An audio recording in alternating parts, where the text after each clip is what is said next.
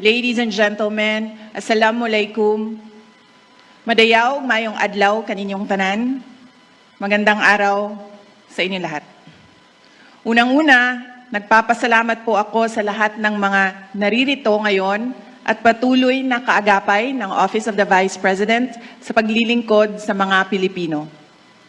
Hindi matatawaran ang halaga ng inyong kontribusyon sa mga proyekto at programa ng OVP para sa ating mga kababayan.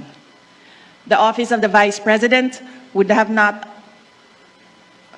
have accomplished even half of what we have achieved without your trust in the integrity of the OVP, your dedication to public service, and your commitment to uplifting the lives of the Filipino people. We have a long list of organizations to thank, from the government and private sectors, from the business community, people's organizations, local government units, and private individuals.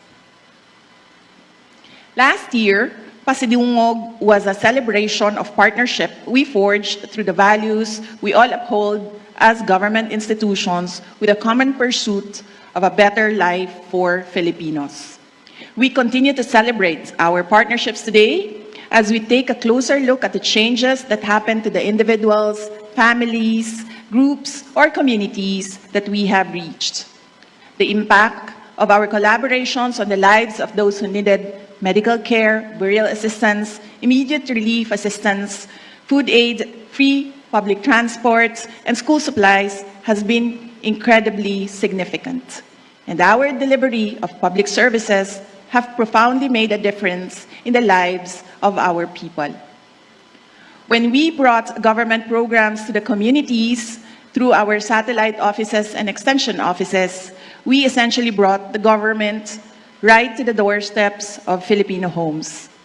Essentially, we have two kinds of interventions. First, services that provide immediate help to citizens in distressing situations. And second, services that provide long-term solutions to social issues confronting our citizens. The first intervention supports people experiencing hunger, financial insecurity, medical crisis, and calamities. The second are initiatives that build the capacity of communities to address issues that impact their lives. Both initiatives aim to put Filipinos at the center of everything we do, where every Filipino has the opportunity to thrive and become participants in nation building. We received thousands of letters from groups all over the country expressing their desire to become recipients of the OVP flagship program, Magnegosyo Taday. And we also received letters from individuals expressing the same desire to become recipients of the program. Naisip namin, ang pag-unlad ay nagsisimula sa desisyon ng isang individual na maging kapaki-pakinabang. Kung kaya't binuksan natin sa OVP ang programa para sa mga individual na may pagnanais na maging produktibo para tulungan ang kanyang sarili, ang kanyang pamilya, at ang kanyang komunidad. This is proof that our commitment-based partnerships gave birth to paglaom o paningkamot. And this makes our celebration even more meaningful and inspiring. Dahil ang paglaom o paningkamot o hope and the hard work are among the powerful life lessons that we should arm ourselves with and bring along with us to pursue our dreams. Hope and hard work strengthen the spirit and resolve to overcome times of despair, adversity, and desperation. One who works hard is one who hopes. Naitanim natin ang pag-asa at pagsisikap nang magdesisyon tayo na damayan ang ating Pilipino na nangangailangan ng tulong at nahihirapan sa buhay. Nahitabo kini human nga kita nagdesisyon nga mubarog sa katawhang Pilipino ug sa kanunay magmatinud-anon sa prinsipyo sa serbisyo publiko. Allow me then, ladies and gentlemen, to report to you and to the nation the the progress of the programs and projects of the Office of the Vice President that were only made possible through your support.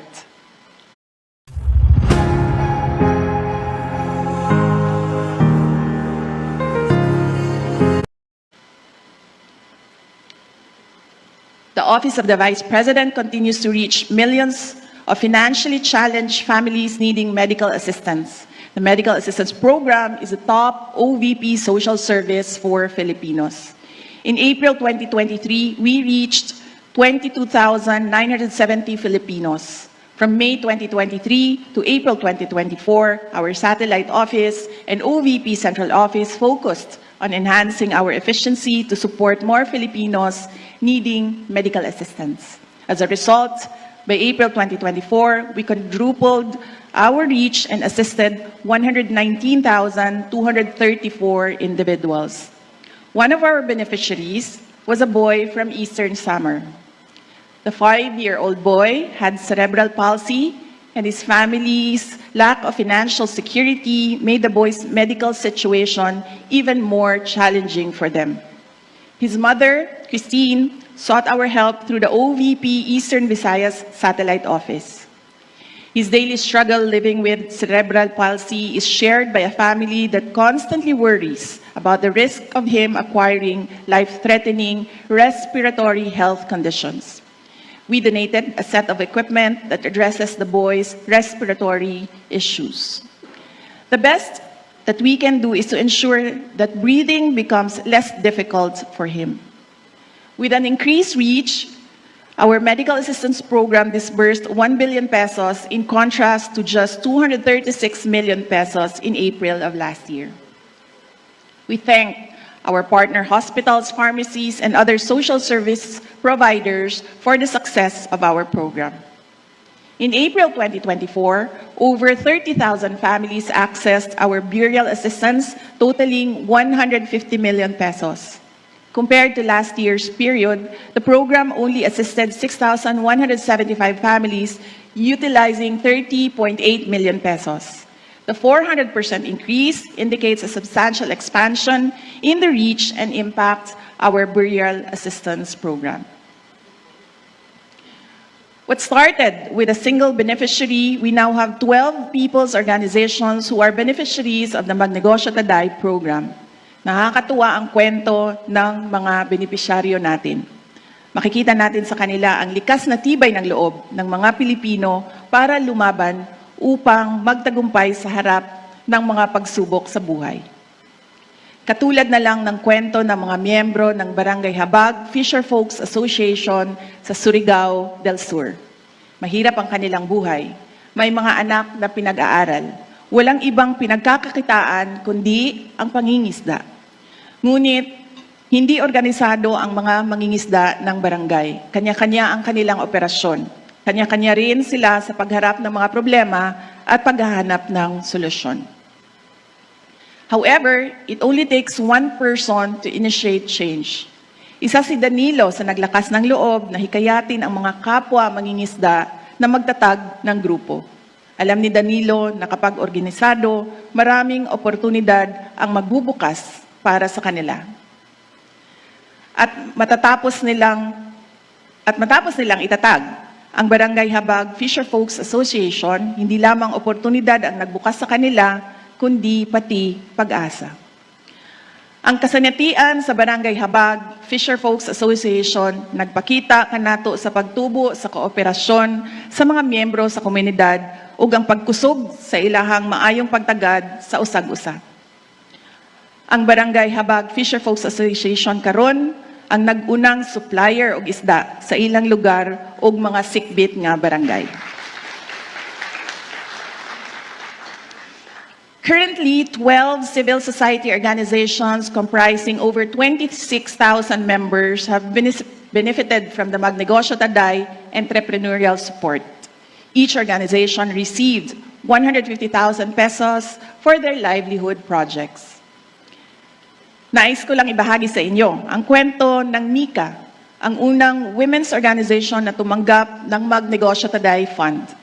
Ang mga miyembro ng Mika ay nakapagkita sa akin noong Marso para ipaabot sa OVP ang kanilang pasasalamat sa kanilang narating 2 taon pagkatapos nila naging recipient ng programa.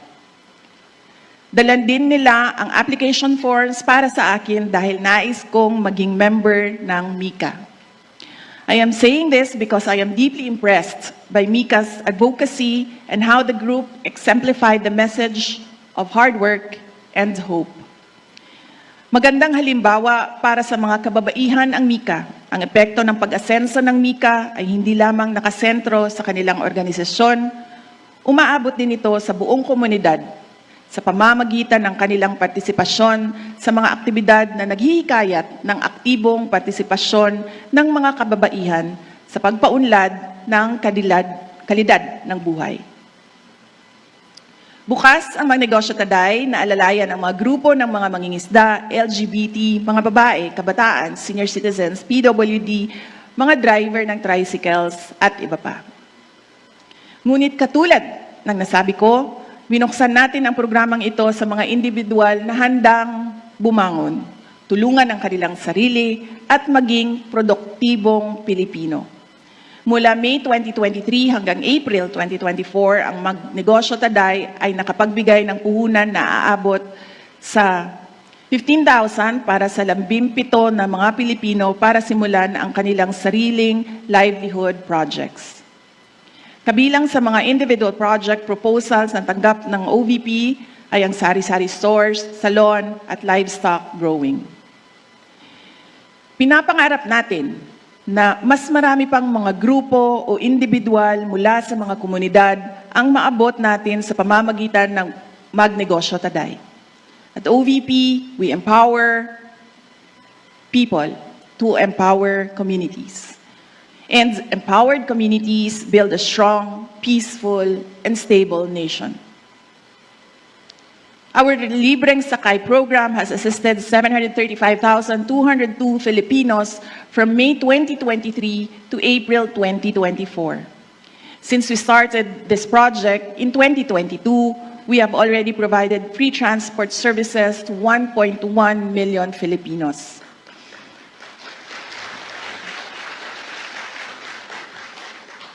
Noong Marso, ipinakilala natin si Drew na isang residente ng Quezon Province bilang pang-1 milyong pasahero ng ating libreng sakay bus. Habang nasa Manila, naging pasahero siya ng libreng sakay mula sa Ortigas Station patungo sa Cubao Q-Mart. Nalaman natin na iyon ang unang pagkakataon na sumakay si Drew sa libreng sakay bus ng OVP. Our free transport service program has helped commuting students, the general public, and people like Drew and Emeline who works at a BPO company in Cebu. Kada adlaw gaatang si Emeline sa bus nga atong gi-assign diri sa Cebu.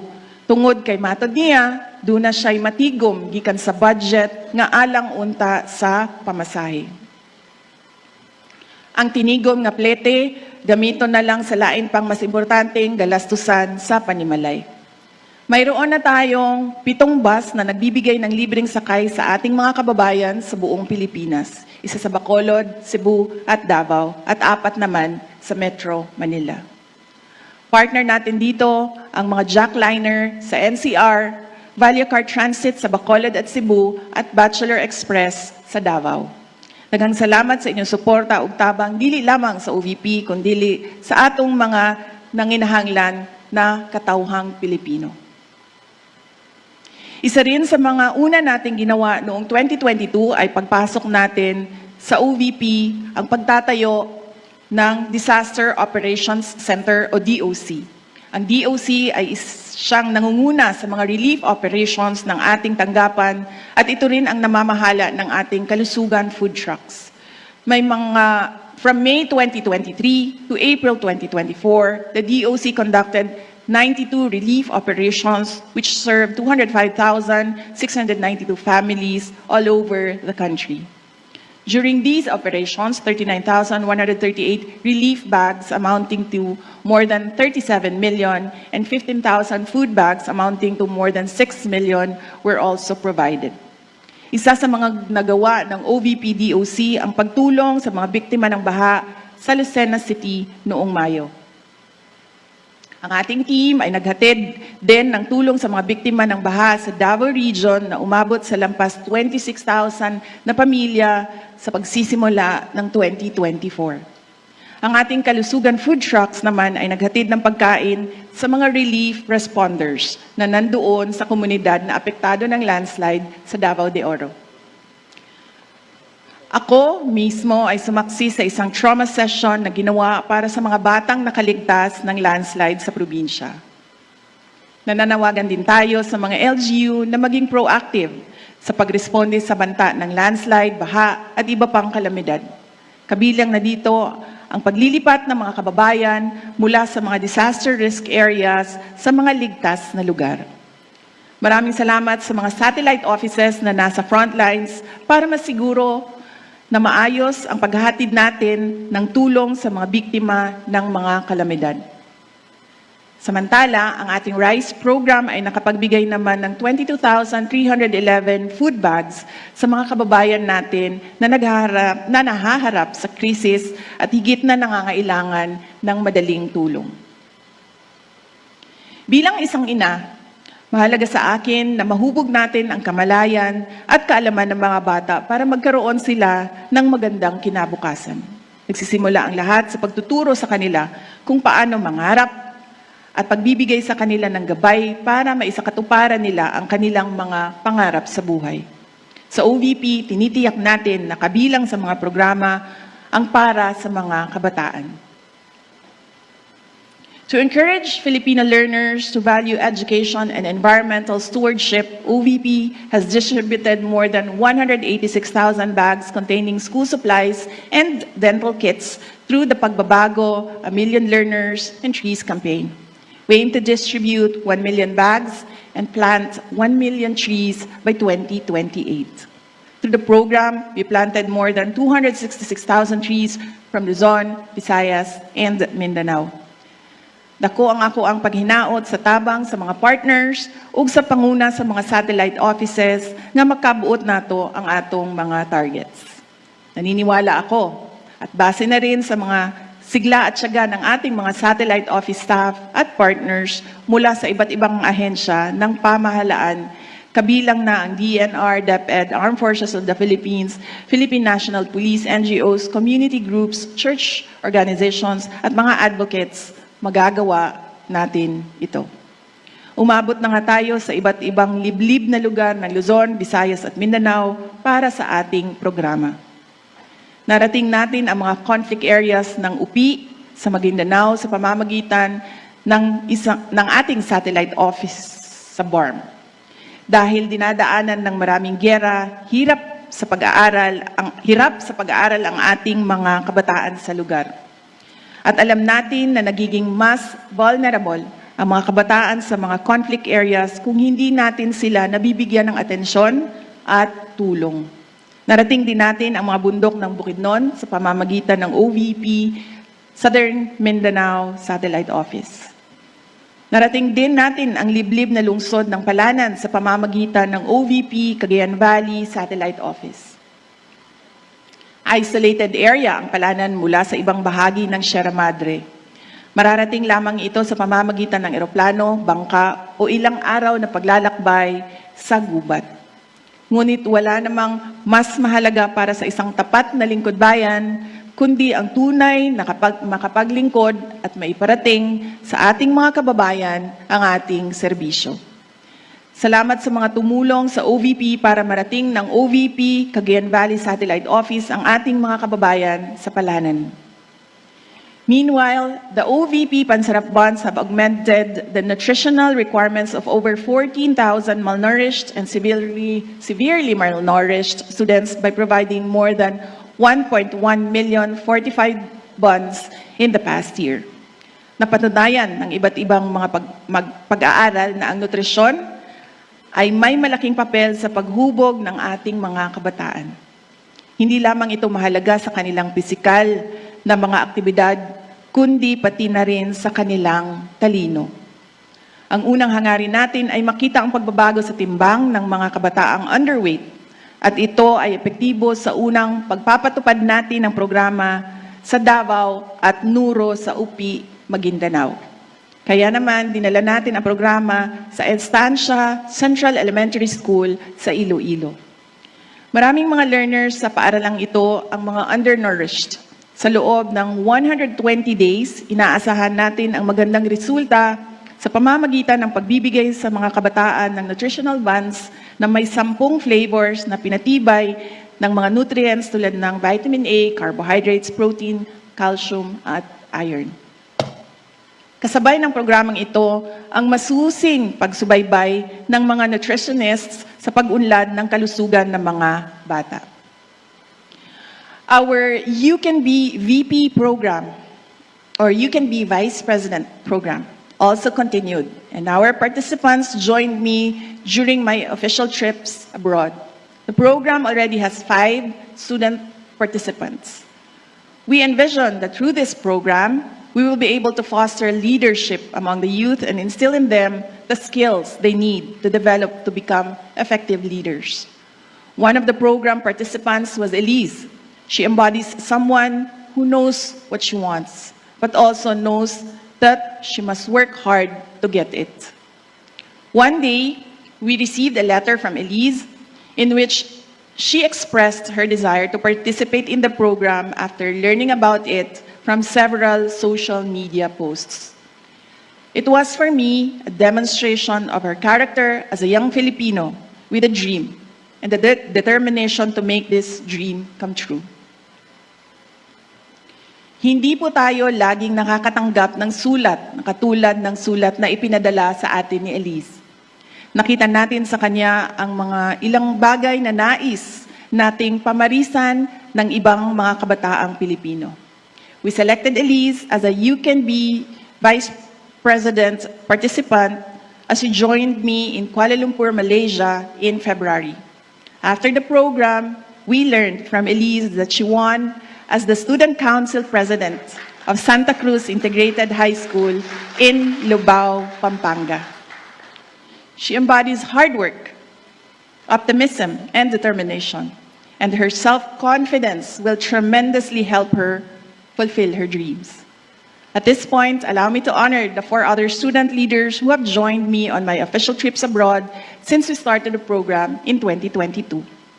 Trix is a grade 9 student from Dinalupihan, Bataan. Naomi is a grade 8 student from Bacolod, Negros Occidental. Kester is a grade 4 student from Danao, Cebu. And Shara May is a grade 8 student from Northern Samar. They have stories that could inspire young Filipinos to value education, pursue their dreams, and become agents of change as leaders. And they have stories that could become our anchor of hope that one day the Philippines will be led by Filipinos named Elise, Trix, Naomi, Kester, and Shara. Since May 2023 to April 2024, I had 56 diplomatic engagements. These activities with various countries have contributed towards deepening and broadening the bilateral relations with our partner countries. In my capacity as Secretary for Education and President of the Southeastern Asian Ministers of Education Organization, or SIMEO Council, I visited Brunei Darussalam, Singapore, Republic of Korea, Malaysia, and the Kingdom of Cambodia. Let me emphasize, however, hindi kasali sa ASEAN ang Korea, but I was there because I was invited by the government of Korea. Let me emphasize, however, that these engagements were all carried out under the authority as the Vice President. During courtesy calls and meetings, I was able to meet 41 ambassadors, my counterparts as Secretary for Education and Vice President, and other foreign dignitaries. Since assumption into office, we have been moving around the country, meeting with different communities, consulting with organizations, and talking to LGU officials. From May 2023 to April 2024, we participated in 342 meetings and events all around the country. These visits keep us in touch with the realities on the ground, and they remind us of the work that should be done. I'm Kier Polyev. My common sense plan will axe the tax, build the homes, fix the budget, and stop the crime, so you can afford good food and a decent house in the Canada we know and love. Let's bring it home.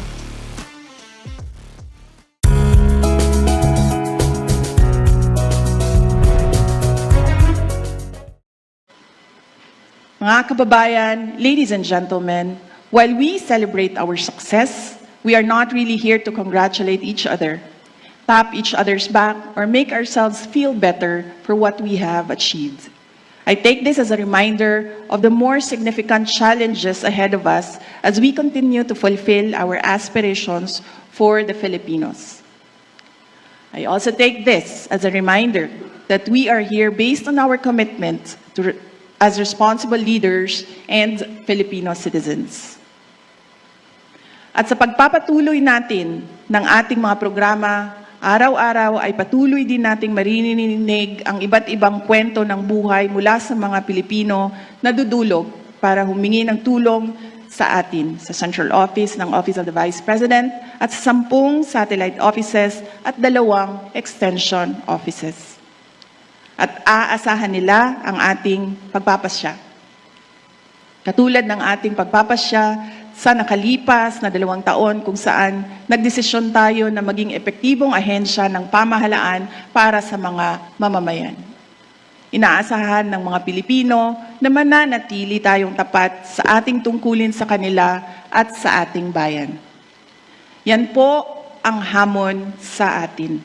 We are given the opportunity to serve the people and become institutions that would help restore the people's trust in our government through effective, relevant, and timely public service. May we not squander the opportunity to lead, serve, and lift people up so that they become part of our mission to build the nation.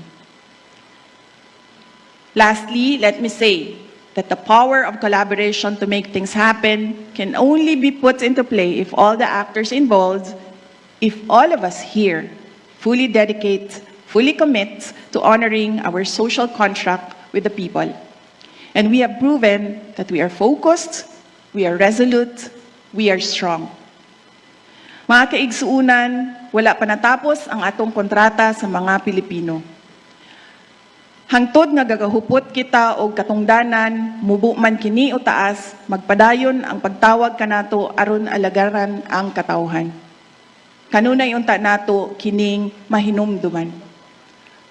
Og sa kanunay, unta kita magpabilin nga mga lider ug mga taong gobyerno nga galantaw sa kaayuhan sa mga Pilipino. Mga lider ug taong gobyerno nga sa kanunay mobarog alang sa interes sa mga Pilipino. Ug mga lider ug taong gobyerno nga matidunod-anon ug sa kanunay gasubay sa prinsipyo sa pagsilbi sa publiko.